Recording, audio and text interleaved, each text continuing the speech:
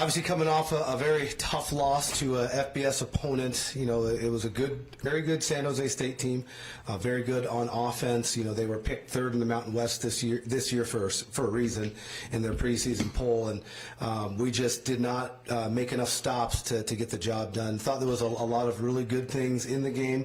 Offensively, we did a great job throwing it, having great balance. I thought Joshua Wood had another really good game. He had some young wide receivers really step up as well, and I'm looking forward to seeing this group bounce back and get after it. When you really look at our season so far, we're really 6 points away from being 4-0 and having 2 FBS wins. So we feel like our group is on the right track with what we're doing.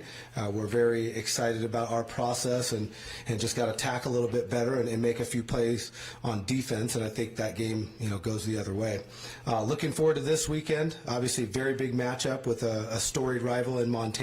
Started playing this game back in 1903 and started playing for Little Brown Stein back in 1938. And so I know as an assistant it was pretty awesome getting that thing and taking it back to Moscow. And I know also as an assistant it hurt pretty bad seeing them leave with it here in Moscow back in 2023. So very excited for the matchup. It's going to be a big-time game, ESPN game, Big Sky game of the week, all these great things. But at the end of the day, it's our first Big Sky Conference game, and that's what matters the most.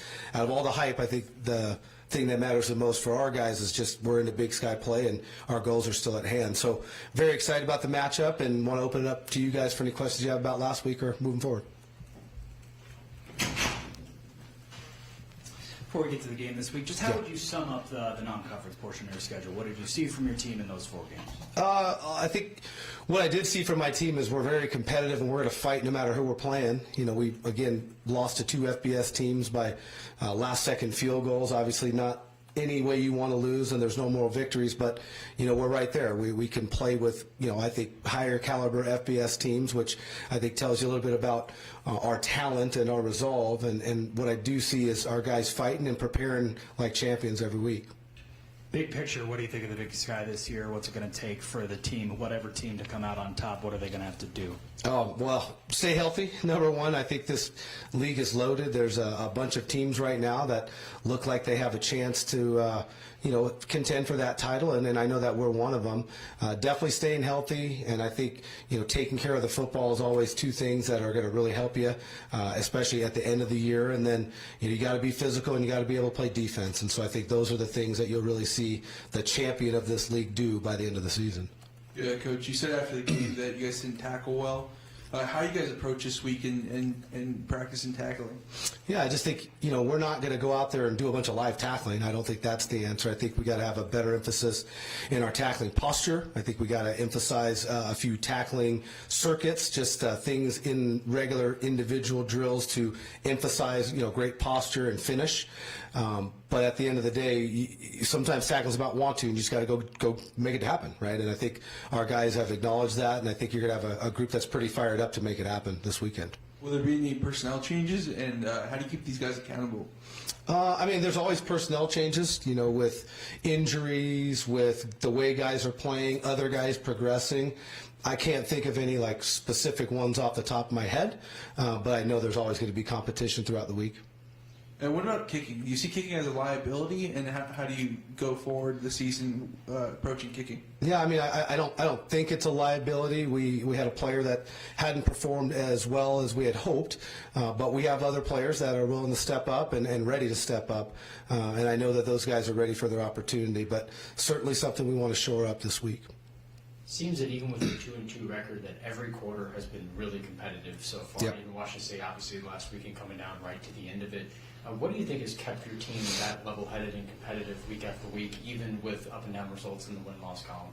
Well, I think they really believe in each other. They're a group that's very together, and I think they look, left and right and see someone that they believe is going to get their job done.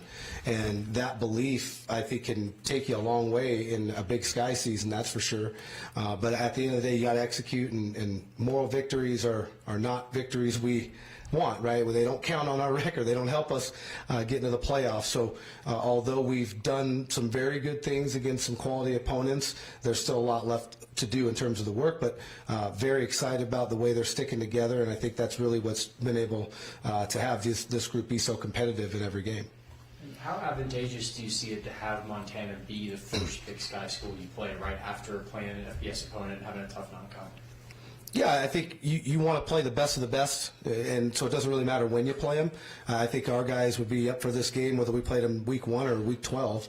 It's, a storied rivalry, and I know that the guys, especially our veteran guys that have been here and have take place in this game over the last few years, it's been highly competitive, right? 1-score games in each of the last 2 contests. And so having them for week 1 is great just because it gives you a really good idea of where you're at in the Big Sky.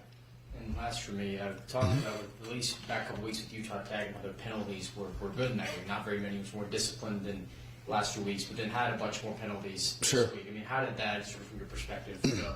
Well, I'm not that concerned about penalties that aren't pre or post snap. I mean, we had a couple of holding penalties. We got called for a leaping penalty that was very subjective. But the 5 pre-snap penalties is where we really got to improve, right? We had 4 on offense and then 1 on defense that actually kind of hurt us in terms of field position for that last second field goal. So just continuing to make sure that we're being disciplined, Sunday through Friday, not just showing up on Saturday thinking we can be disciplined. So again, just continuing to work on all the little things, touching the line, being early for everything. Those are things that I think really help with your discipline. Yeah, Coach, you kind of mentioned you've been in some tight games this year. Inside a top 10 matchup, how would playing in these tough games early kind of help you inside the game Saturday and then going on to the Big Sky? Yeah, I think for sure on a game like Saturday, it's going to help, right? It should be a tight game. It's going to be, ebbs and flows, and that's what you have to live through in those tight games. And I think unless you go through it, it's hard to learn it. And I think that's something that our guys have definitely got a lot of experience in, right? We're going to go back and forth. It doesn't matter if the lead changes. It doesn't matter if you're down. You're going to keep playing because the only snap that really matters is the next one. But I definitely think it helps playing those games early, especially getting into the Big Sky slate and then in a game like this. Yeah, and then inside your statement today, you mentioned about some of your young wideouts stepping up. Kind of speak about Ryan Jesse-Yaro. Yep. And kind of speak about his development over the first 4 games. Yeah, I think there's a couple plays he wants back in the game. He had a couple drops in the game, but I remember telling him on the field, hey, we're going to need you, and I know you're going to make a play. And that's the type of confidence we have in Ryan. And I think you're seeing his confidence continue to build as a result. He's really becoming a receiver that can do a little bit of everything and certainly turn it into a deep threat as well. So his development has been really kind of on course where we thought it'd be, maybe a little ahead of schedule, even where we thought he'd be, but definitely excited about that progress. San Jose was pretty quick. Is it helpful going from a game like that directly to a game like Montana? Does that kind of speed you up a bit? What do you mean by quick? Do you mean? Well, they were fast. They like to play all over the field. Oh, you're talking about their offense? Yeah. Yeah. I mean, San Jose State's offense definitely up tempo. Whether they snap it fast or not, they're going to get lined up fast. And so I think it definitely helps having a full game of that experience where you've got to hurry up and get the call, get lined up with the call, and based off their formation, and then go execute the call. So it certainly helps playing an up-tempo team, especially an up-tempo team with so much talent. Can you give us a bit of a scouting report on Montana, what you expect from them? Yeah, good football team. I mean, they're going to be physical on offense. They've got running back, number 10, that I think is a very good player, one of the better players probably in all of FCS football. Number 6, their wide receiver, Michael Wortham, came from Eastern Washington. I remember him from my time as a special teams coordinator, kind of got after us in the kick game. I know he did last year as well, returned a kickoff to the house, but, I mean, they use him in a bunch of different ways, wildcat. I mean, he's going to be playing, obviously receiver, but they get it to him in space, and I think he's a very dangerous player. I think their quarterback is playing with a lot of confidence right now, and they've got a big offensive line and some tight ends. So I mean, offensively, they're I think one of the top teams in the country. I know they're the top in the Big Sky, so it's going to be a challenge for us offensively. Defensively, they've got a tricky defense. They are a little bit non-conventional with how they play. They're going to blitz it from every angle. Sometimes I don't know if they're gap sound, but it doesn't matter because they cause a lot of havoc as a result. So they definitely pose some challenges offensively and defensively. And then, Coach Hawk, he's going to do a great job with those special teams. He's a big special teams guy, and they've been very good on special teams ever since I've been around this program, and I see it being no different this week. So what you see is, a lot of hopefully strength on strength, right? I think they're pretty decent stopping the run, but we're pretty good at running it. Right? I think they run it pretty good. I think we're pretty good at stopping it. So I think you're going to see some strength on strength matchups this weekend. You talked about the kicking game and special teams a little bit already. Cameron Pope missed a field goal.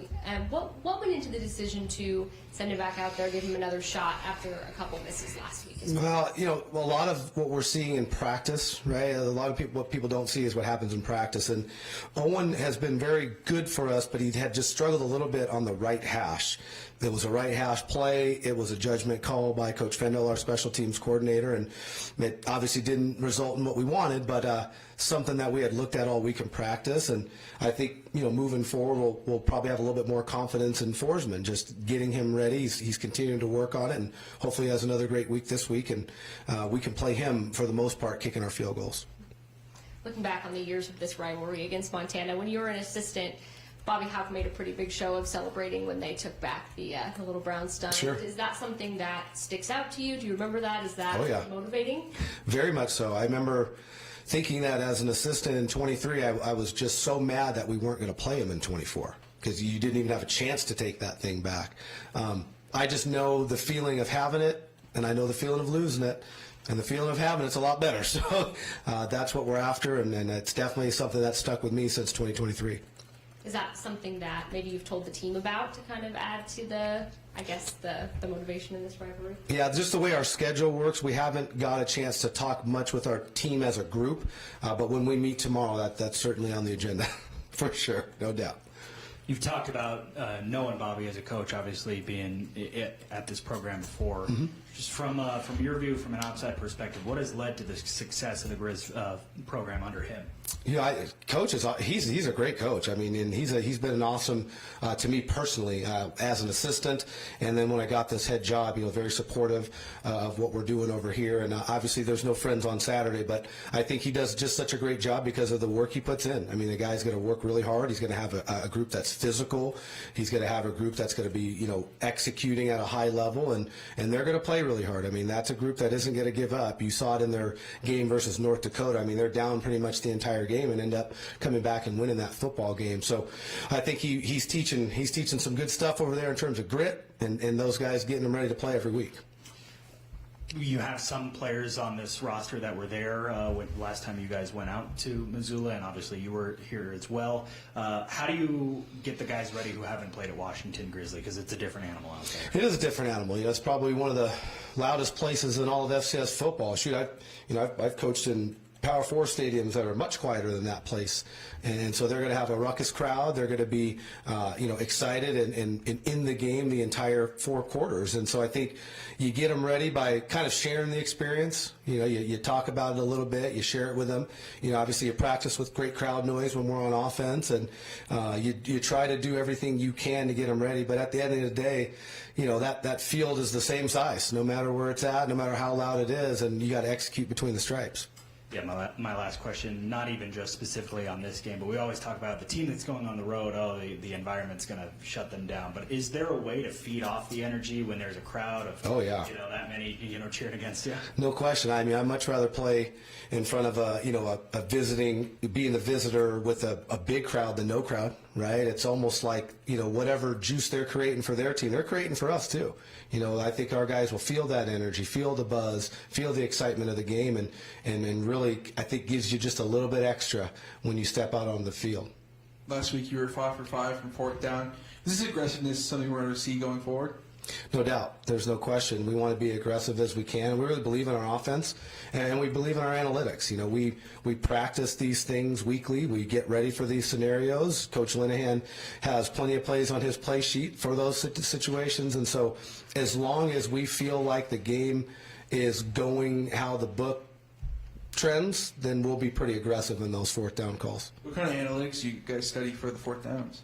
Well, it's kind of a game book that we get from a Championship Analytics is the company's name, but we've been using that since Coach Eck was here, and it's something that we use very frequently. We study it all week, and we feel very confident in those fourth down calls when we make them. What kind of things are you and Coach Dennison telling the defense approaching this game against Montana? Well, I think we can't be so up and down. You know, we show that we can be a great defense, and then, you know, in games that we hadn't played as good of defense, you know, thankfully we're 1-1 in those games, but you know, most recently we just didn't tackle well enough, right? We need to do a better job tackling. We have to have a mentality of, hey, we're not going to wait for someone else to make a play. We're going to go make the play. And I think our guys are really excited for that challenge. I think especially the leaders in that group, when Coach Dennison was talking about it yesterday, you could see kind of the fire in their eye, man. They want to be the guy that makes that play. And so at the end of the day, you got to go tackle. And on offense, you got to go block. I mean, it's still fundamental football, even when you get in these big-time marquee matchups. Going back to the analytics thing, it's always fascinated me, and I've always heard some people say that while analytics is a new term, you know, it's been around for a while, especially in special teams. Yes. What is your background of special teams, you know, kind of introduced you to analytics, I guess? Oh, big time, especially, I mean, the smallest things, like in terms of like even wind, right? And so just having an understanding of what you need to change based off the settings you get. And they change every week, right? The matchup isn't the same week in, week out. The matchup against San Jose State, very different than the matchup against Montana. So just having the flexibility to make changes, to make adjustments in game, I think is huge. And I learned a lot of that, like you said, from my special teams days. Just, again, wind, what's the points, right? Are we up? Are we down? How much time do we have left? So all those things are definitely things I've been thinking a lot about, you know, even as a special teams coordinator, and certainly a lot more now as a head coach. Any more questions? We have one more. Just to ask about the injury report, Coach. You guys had a few more guys out this week compared to last week. How's that look going forward? It's hard to say on a Monday. You know, normally I would say for you guys, asking those questions on a Thursday is going to be probably easier to give you information on. We're, you know, normally with those game time decision guys, or even guys that got a little bit dinged up, you find out a lot more tonight when they see our team doctors and things like that. So we'll have a little bit more clear of a picture on Thursday, but don't see some of the long-term guys that were out returning, and I don't really think that there's any guys that got injured in this week's game that won't be available. Yeah, just out of curiosity, is analytics more predictive if you're ahead or behind, or does it make a difference?